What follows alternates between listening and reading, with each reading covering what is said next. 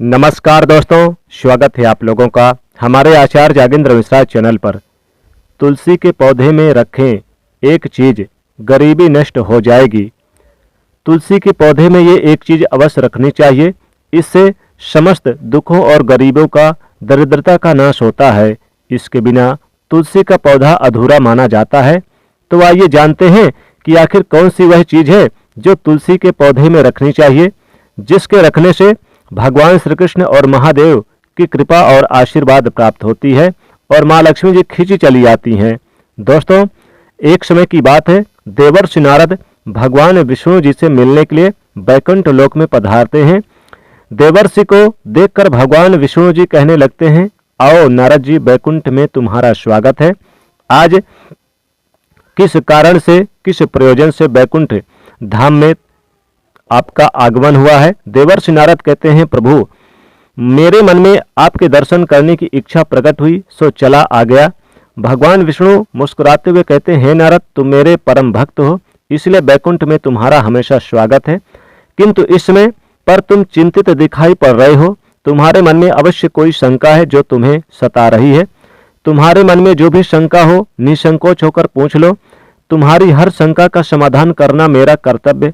फिर नारद जी कहते हैं, हे प्रभु, आप तो भक्त वत्सल है। आप अपने भक्तों की हर इच्छा का ध्यान रखते हैं और भली बात जानते भी हैं आपके भक्त के मन में क्या चल रहा है। इसलिए आप मेरे मन में जो शंका है उसके बारे में जानते ही होंगे। किंतु फिर भी यदि आप की आज्ञा हो तो मैं आपसे कुछ पूछने की चेष्टा करता हूँ। भगवान विष्णु कहते हैं, हे नारद, तुम भक्त शिरोमणि हो। तुम्हारे मन में जो भी शंका है मैं उसके विषय में अवश्य जानता हूँ और यह भी जानता हूँ कि तुम्हारी शंका के समाधान में समस्त मानव जाति का कल्याण छिपा हुआ है। इसलिए निसंकोच होकर पूछो।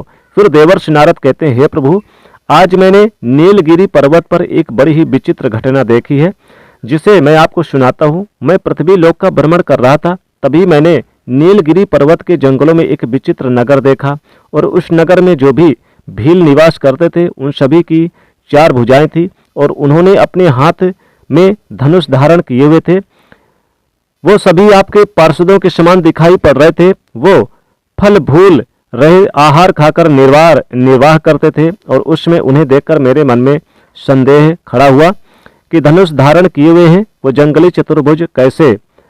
माँ बैकुंठ लोक में निवास करने वाले पुण्यात्माओं का जैसे स्वरूप होता है, उनकी जैसी 4 भुजाएं होती है, वैसा स्वरूप उस वन में रहने वाली भील लोगों को कैसे प्राप्त हुआ? वो सभी आपके पार्षद के समान ही दिव्य दिखाई पड़ रहे थे। हे प्रभु, ये किस कारण से हुआ? उन भीलों को ऐसा स्वरूप कैसे प्राप्त हुआ? उन्होंने ऐसा कौन सा पुण्य का काम किया है जिससे उन्हें चतुर्भुज रूप प्राप्त हुआ? जो स्वरूप बड़े बड़े देवताओं को भी प्राप्त करना कठिन है, ऐसा स्वरूप पृथ्वी लोक पर रहने वाले इन वनस्पतियों को कैसे प्राप्त हुआ? हे प्रभु, कहीं यह आपकी माया तो नहीं है या फिर आपके बैकुंठ लोक के निवासी वहां पर रहने के लिए चले गए? कृपया मुझे इसका रहस्य बतलाइए।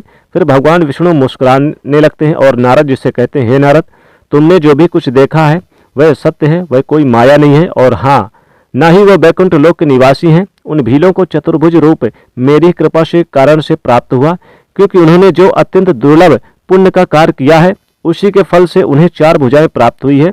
देवर्षि नारद कहते हैं, हे प्रभु, मैं इस रहस्य को सुनने के लिए आतुर हो रहा हूँ। कृपया आप मुझे पहेलियों में ना उलझाएं, शीघ्रता से बताइए कि उन्होंने ऐसा कौन सा पुण्य का काम किया जिससे उन्हें 4 भुजाएं प्राप्त हुई है। फिर भगवान विष्णु कहते हैं, हे देवर्षि नारद, रहस्य को बताने से पूर्व मैं तुम्हें एक अत्यंत गोपनीय रहस्य बताता हूँ। तुम इस रहस्य को ध्यान पूर्वक सुनना, तुम्हारे सभी प्रश्नों के उत्तर मिल जाएंगे। जो भी मनुष्य इसे ध्यान पूर्वक सुनता है उसके समस्त पापों का नाश हो जाता है और वो सभी चतुर्भुज रूप धारण करके मेरे ही साथ बैकुंठ लोक में निवास करते हैं। देवर्षि नारद कहते हैं, हे प्रभु, आपके मुख से एक रहस्य को सुनना मेरा सौभाग्य है। कृपया रहस्य को कहना आरंभ कर कीजिए। रहस्य बताइए। फिर भगवान विष्णु उस गुप्त उपाय को कहना आरंभ करते हैं। भगवान विष्णु कहते हैं, हे देवर्षि नारद, जो मनुष्य प्रतिदिन चक्र के चिन्ह से युक्त शालिग्राम का पूजन करता है वह कभी माता के उदर में प्रवेश नहीं करता है। और साथ ही साथ जो व्यक्ति तुलसी की पूजा करके शालिग्राम की पूजा करता है और शालिग्राम को तुलसी के पेड़ के नीचे रखता है फिर उसकी पूजा करता है, वो कभी भी गरीब नहीं होता, उसे मोक्ष प्राप्त होता है। गंडकी नदी से उत्पन्न शालिग्राम मनुष्य के 100 जन्मों के पाप में एक क्षण में हर लेती है। हजारों पाप करने वाला ही मनुष्य क्यों न हो, शालिग्राम शिला का चरणामृत पीकर तत्काल पवित्र हो जाता है। किंतु एक स्त्री को कभी भी शालिग्राम को तुलसी के पास नहीं रखना चाहिए, न ही स्पर्श करना चाहिए। विधवा हो अथवा सुहागिन हो, यदि वह स्पर्श करती है अथवा आत्म कल्याण की इच्छा रखती है तो वह शालिग्राम को स्पर्श न करे। यदि वह मोहबस शालिग्राम को तुलसी के पास रखती है तो अपने किए हुए पुण्य का त्याग करके नरक में गिरती है। यदि कोई मनुष्य पापाचारी हो, ब्रह्म हत्या का पाप क्यों ना हो उसे लगा हो, यदि वह शालिग्राम को स्नान कराकर फिर तुलसी के पास रखता है और तुलसी के पास रखकर उसकी पूजा करता है तो परम गति की प्राप्ति होती है। जो मनुष्य शालिग्राम की पूजा करके फिर तुलसी जी की पूजा करता है उसके सभी यानी कि जितने भी परेशानियां हैं सब नष्ट हो जाती है। पराय स्त्री और पराय धन से दूर रहना चाहिए। समस्त तीर्थों में स्नान करने से तथा सब प्रकार के यज्ञों के द्वारा भगवान की पूजा करने से जो अद्भुत पुण्य प्राप्त होता है वह शालिग्राम पर तुलसी के पत्ते चढ़ाने से, एक पत्ते चढ़ाने से मिलता है। तुलसी के पौधे में शालिग्राम अवश्य रखना चाहिए। तुलसी के गमले में शालिग्राम रखने से तुलसी और भी अधिक शुभ प्रभाव प्राप्त होता है। इसलिए तुलसी की पूजा करके जो व्यक्ति शालिग्राम को तुलसी के नीचे रखता है, तुलसी के पेड़ के पास रखता है, वह 100 जन्मों को गरीबी को नष्ट कर देता है। भगवान विष्णु जी निराकार रूप हैं और वो तुलसी के गमले में रखेंगे अगर शालिग्राम को तो तमाम तरह की नकारात्मक ऊर्जाएं नष्ट हो जाएगी। शालिग्राम में अल्प मात्रा में स्वर्ण भी होता है, इसलिए इस पत्थर ये गंडकी नदी में पाया जाता है।